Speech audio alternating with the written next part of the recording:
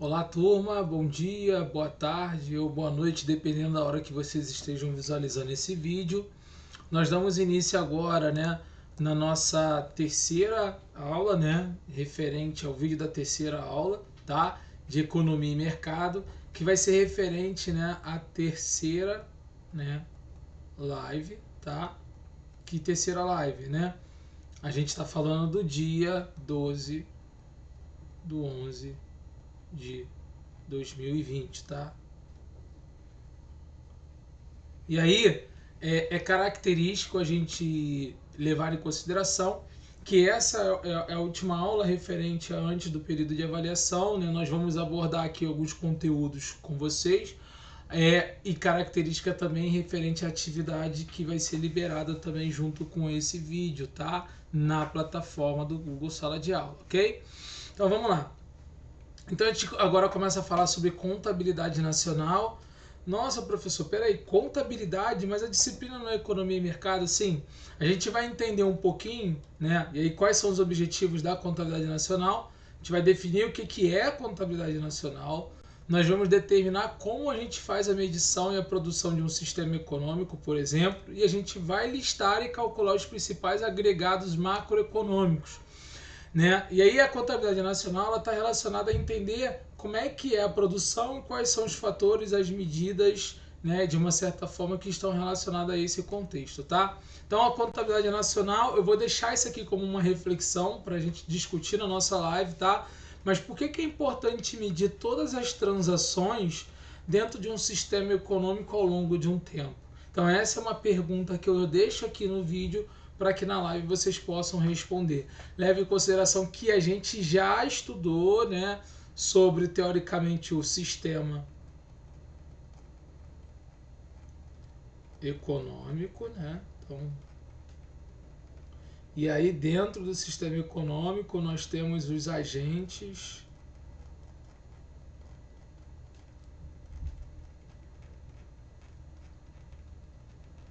econômicos, Então, é característico eu entender quais são esses agentes econômicos. Revisa a matéria da passada, São 3, vocês vão lembrar disso, tá bom? Bom, mas afinal, o que é a contabilidade nacional, professor? O que significa isso? Bom, a gente vai entender, tá? Que esses conceitos se desenvolveram a partir de Keynes, lá em 1936, tá?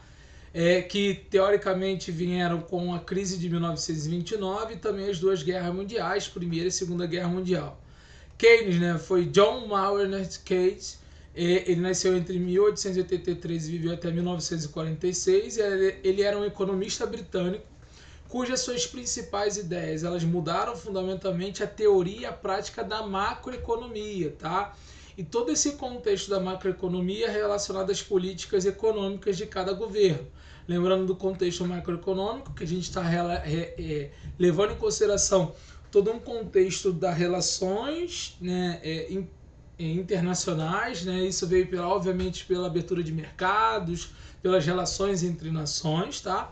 Mas foi também necessário criar meios que permitissem realizar e comparar, essas transações internacionais de uma nação com outra, tá? A contabilidade nacional, vou grifar aqui, ela também chamada de contabilidade social, como uma forma de medir todas as transações, ou seja, de bens e serviços que vão compor ali a vida econômica de uma nação, tá? Então a gente já lembramos anteriormente que nós abordamos sobre fatores de produção, abordamos também sobre bens e serviços, e a contabilidade nacional, que também tem uma visão da contabilidade social de sociedade, ela vai medir como é que é feita essas transações, numericamente falando e qualitativamente falando, tá? A própria contabilidade nacional, ela vai mostrar todas as operações efetuadas que são pelos agentes econômicos, as famílias, as empresas e o próprio Estado dentro de um determinado período.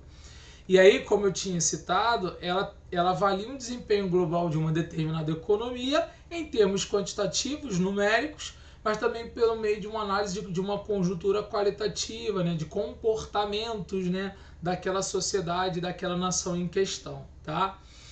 E aí, como medir a produção que é realizada por um sistema econômico? Então, a gente vai entender que é estabelecer o período que você vai analisar, uma unidade de medida que é característica nessa relação e a ótica do produto e a ótica da renda que nós vamos visualizar aqui. Pela ótica do produto, a gente considera, tá? Então vou até grifar aqui que é importante, a gente considera o preço e a quantidade produzida dos bens e serviços, mais apenas aqueles que são voltados para o consumo final, ou seja, aqueles que estão direcionados ao consumidor, tá? As características da ótica do produto, ela vai derivar da definição do produto e dessa afirmação relacionada aos valores monetários de todos esses bens ou serviços que compõem esse produto por um determinado país, num determinado tempo, né? E de todo o total de vendas que está relacionado à receita dos empresários, mais aos estoques que estão avaliados nesse mercado, tá? A ótica da renda, né, que já é uma outra característica, tá? Ela tem aqui uma finalidade que ela está relacionando a renda, toda a remuneração que é feita pelos recursos produtivos, pela receita dos empresários, né, pelos fatores de produção que são utilizados, tá? E ela deriva no sentido de todas as receitas que estão relacionadas a esse produto e que são direcionadas diretamente na remuneração desses recursos produtivos. Ou seja, a renda é a remuneração desses recursos, ou seja, a renda é igual ao produto. Porque a renda ela só vem pela comercialização do produto. Então, a conclusão que a gente leva em consideração é que um sistema econômico simples, né, que a gente pode levar em consideração, ele é composto apenas por empresas e consumidores, porque é eles que vão fazer esse mercado funcionar, tá? Aí, por exemplo, de acordo com aquele próprio slide, a gente considerando, por exemplo, o setor público que ele utiliza de impostos e taxas e regular o mercado, né? E o resto do mundo está baseado em cima da importação e exportação desses bens e serviços, tá? Nessa relação de igualdade entre renda e produto, caso ela seja verdadeira, a gente tem ali que as pessoas elas vão gastar sua renda na aquisição desses bens, né? E que elas não estão fazendo nenhum tipo de poupança ou reserva, ou seja, você recebe ali um salário e que você está utilizando esse salário por totalidade na aquisição de bens e serviços, tá? Quais são os principais agregados econômicos? Então a gente já utilizou aqui, a gente na visão da renda é igual ao produto, né? Nessa característica. Aí nós temos o primeiro aqui que é o produto interno bruto, é o conhecido pelo PIB, tá? Conforme Markin, que é um autor, né, em 2009, o PIB ele é o valor de mercado de todos os bens finais produzidos durante um período de tempo, tá? Então, por exemplo, num ano, um trimestre, por exemplo, em uma determinada região ou país. E é o preço de mercado multiplicado pela quantidade de todos os bens e serviços que foram produzidos na economia, tá? O PIB é um importante indicador da atividade econômica de uma região, pois ele representa o produto dessa economia, ou seja, tudo aquilo que foi produzido internamente relacionado àquele país, àquela economia, tá? Por exemplo, a gente tem aqui uma projeção, uma matéria, ó, ladeira abaixo, novas projeções da UBS, que é uma agência de investimentos, para o crescimento do PIB em 2020. A gente tem aqui a relação Brasil, China e global. Então, menos 1,3%. É a estimativa para a queda do PIB brasileiro entre o primeiro e o segundo trimestre, tá? Então, janeiro, fevereiro, março, abril, maio, junho. No terceiro trimestre, a perspectiva já era de alta. Isso ainda não levando em consideração, né, a pandemia, né? Aí a gente tinha aqui a China com um crescimento, né, previsto anterior e o previsto atual, né, o global a nível mundial e o Brasil anterior e atual, tá? O produto nacional bruto, né, que é uma outra característica, ele é obtido quando a gente retira do produto interno bruto a parcela que é correspondente às rendas líquidas que são enviadas ao exterior. Aí eu tenho uma fórmula, obviamente, aqui, que eu explico isso, até para vocês entenderem, tá? O PNB, que é o Produto Nacional Bruto, o PIB menos essas rendas líquidas enviadas. O que é essas rendas líquidas? É a diferença entre o pagamento pelo uso dos fatores de produção estrangeiros utilizados internamente e o pagamento recebido pelo uso de fatores nacionais no exterior. Então, a gente entende dentro desse contexto aqui, só para você entender, o que seria uma renda líquida com um exemplo, tá? Em uma região com um PIB de 500 bilhões de reais e com uma renda líquida enviada para o exterior de 100 bilhões, o produto nacional bruto será de 400 bilhões. Qual é a característica dessa condição aqui? Então, uma empresa que se instala aqui no Brasil, ela vai utilizar todos os fatores de produção nacionais, mas a sua matriz é em uma outra região, então ela envia para renda líquida, né, que é o faturamento, desculpa, é o lucro, lá para fora. E aí o que fica aqui, teoricamente, é aquilo que foi utilizado, esse conceitua pelo produto nacional bruto, tá? Por isso aqui tem uma distinção. Por exemplo, temos aqui Brasil, né? Aí aqui uma empresa alemã, por exemplo, uma empresa brasileira, né? O PIB é a riqueza produzida dentro de um território. Toda a riqueza foi produzida aqui dentro, independente se é empresa estrangeira ou não. Só que o PNB é uma riqueza produzida pelos cidadãos de um país, tá? Ou independentemente do local onde ela é produzida. Por exemplo, o PNB lá na Alemanha, vamos supor que tem uma empresa brasileira lá. Essa empresa brasileira, ela tem uma unidade na Alemanha, mas ela envia essas rendas aqui para o Brasil, como a empresa alemã que envia a renda lá para a Alemanha, né? Que é renda que a gente está falando do lucro. Então isso é o PNB, é o Produto Nacional Bruto, que volta para a nação. Mas existe aquele produto que é realizado dentro da nação, independentemente da empresa e da sua nacionalidade, tá? Que é o PIB, tá bom? Então só para vocês entenderem essa característica aqui. Aí a gente tem aí, né, conceitualmente, o Produto Nacional Líquido, deixa eu grifar aqui, tá? E o Produto Nacional Líquido, ele é o Produto Nacional Bruto menos a parcela que é correspondente à depreciação, tá? Então, numa empresa, ela tem ali depreciações de uso de equipamentos, por exemplo, máquinas, que ocorrem, e aí esse é o Produto Nacional Líquido. Então, por exemplo, a gente tem o PNL, né, que é o Produto Nacional Líquido, que é igual ao Produto Nacional Bruto menos a depreciação. Eu botei um exemplo, ó. Uma região com Produto Nacional Bruto de 400 bilhões, essas máquinas e equipamentos elas vão apresentar uma depreciação de 50 bilhões de reais. Assim, o PNL é. Então, eu tenho lá PNL igual a PNB menos depreciação, onde PNL é igual a 400 menos 50, PNL é igual a 350 bilhões, tá? Então, só para vocês entenderem a característica. Temos também a renda nacional. Essa renda nacional é igual ao Produto Nacional Líquido, PNL, menos os impostos indiretos. Então, a fórmula, né?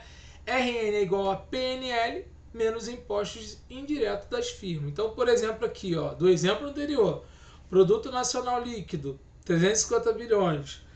Os impostos indiretos das firmas somaram 40 bilhões. Então, a renda nacional vai ser 350 menos 40, 310 bilhões, tá? Aí temos a renda pessoal, que é o RP, e a renda pessoal disponível.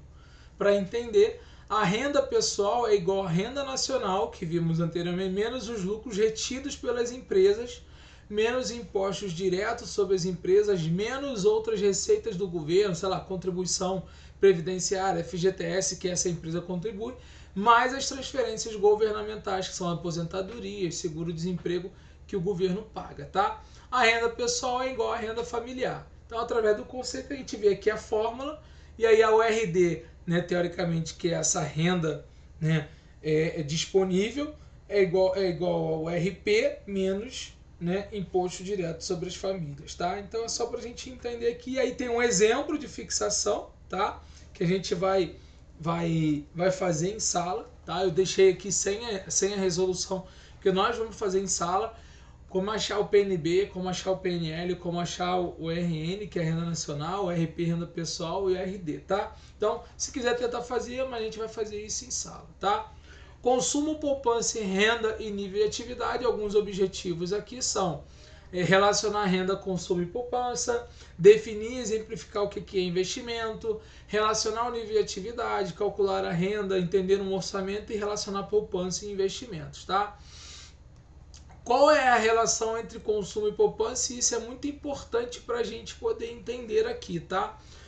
Os agentes econômicos, né, que são os trabalhadores, empresários, né, as empresas, as famílias, têm que decidir como vai ser usada a renda.